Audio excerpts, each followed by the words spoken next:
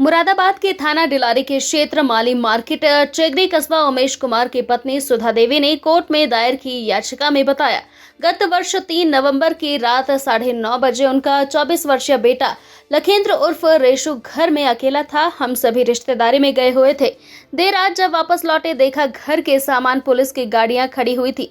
लोगों ने बताया लखेंद्र उर्फ रेशु के घर में लाश लटकी हुई है। परिवार वालों ने देखा बीवी रेणु शर्मा के साड़ी में फंदा लगाकर लखेंद्र को पंखे से लटका दिया गया था। गत वर्ष हुई लखेंद्र की मौत के बाद इंसाफ के लिए माँ बाप दर दर भटकते रहे, लेकिन किसी तरह की कोई सुनवाई नहीं हुई।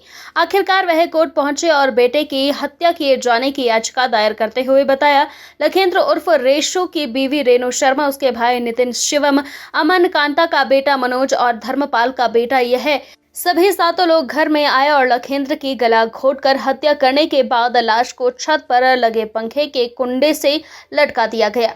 कोर्ट के आदेश पर डिलारी पुलिस ने मृतक की बीवी सहित सभी आरोपियों के खिलाफ हत्या की धारा 302 में मुकदमा दर्ज कर लिया है। मृतक लखेंद्र उर्फ रेशु के परिवार वालों ने बताया कि लखेंद्र और रेणु शर्मा के 2 बच्चे हैं, लेकिन शादी के बाद से ही दोनों में आए दिन किसी न किसी बात को लेकर झगड़ा होता रहता था। बीवी कई बार उसे भाइयों से उसकी हत्या कराए जाने की धमकी भी दे चुकी थी। हत्या के मामले में दर्ज हुई इस एफआईआर की जांच का काम थानाध्यक्ष पवन कुमार को सौंपा गया है। मैं सुधा देवी अपने रेशु और लखेंद्र के रूप मेरा बेटा मार दिया गया। रेणु मैंने शादी करी थी, 12 साल हो गए। इस हमेशा झगड़ा लड़ाई ससुराल वाले उसे पसंद ना करते थे। हमेशा झगड़े लड़ाइयाँ करे करते थे और 1 साल हो गया मेरे बेटे को मरे हुए और किसी ने भी और मेरे बेटे को मरे हुए 1 साल हो गया। ये रेणु राकेश शर्मा मैंने हम सब सीताराम के यहाँ दावत खाने गए थे और दोनों उसके बेटे लखेंद्र के और रेशु के हमारे साथ गए थे। राजा पहुंचाने गया, उसे पहुंचा कर आ गया। राजा और प्रशांत उसका नाम है और मैंने उससे पहले उन्हें देखा तो वो जब मेरी बेटी दावत से आई तो उसे लटका रहे थे फंदा डाल के साड़ी का। उनने चीख मचाई तो राकेश शर्मा, नितिन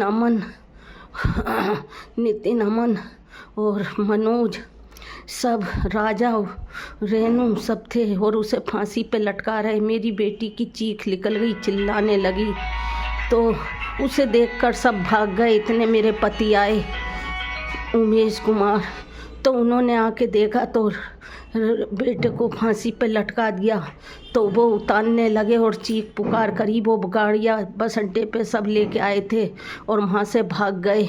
उसे धोती के फंदे से उतार कर अस्पताल में हम ले गए तो वहाँ मरा हुआ घोषित कर दिया मेरे बेटे को, लखेंद्र को और सब ने मिल के मेरे बेटे को और रेणु ने मारा है।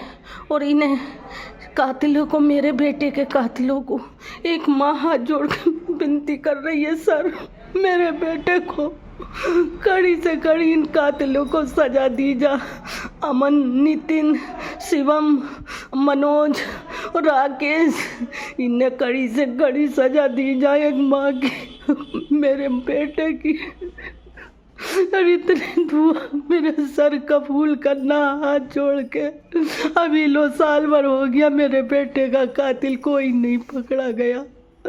मैं हाथ जोड़ के विनती करती हूँ मेरे बेटे के कातिलों को कड़ी से कड़ी सजा दी जाए। और इनने विवाद मेरा घर में ब्याह से अब लोग करती रही, इनने कभी समझौता नहीं करा हमसे और सब मैके वाले इसके मारते, लड़ाई झगड़े ही करते, कभी समझाया नहीं से। मैं सबको मेरी हाथ जोड़ के विनती और नमस्कार करती हूँ, मेरा कार्य को आगे बढ़ाया जाए और कातिलों को कड़ी से कड़ी सजा दी जाए। मैं डिलारी की रहने वाली सुधा देवी फूल माली हूँ। रेनू ने हमेशा मेरे बेटे को पसंद नहीं किया, हमेशा झगड़े गाली गलौज हमेशा पूरे परिवार को दिक्कत करती रही और इतना समय आ गया मेरे बेटे को मार दिया। 3 नवंबर की रात को साल भर बीत गया, मेरे बेटे को कोई भी कातिल पकड़ा नहीं गया।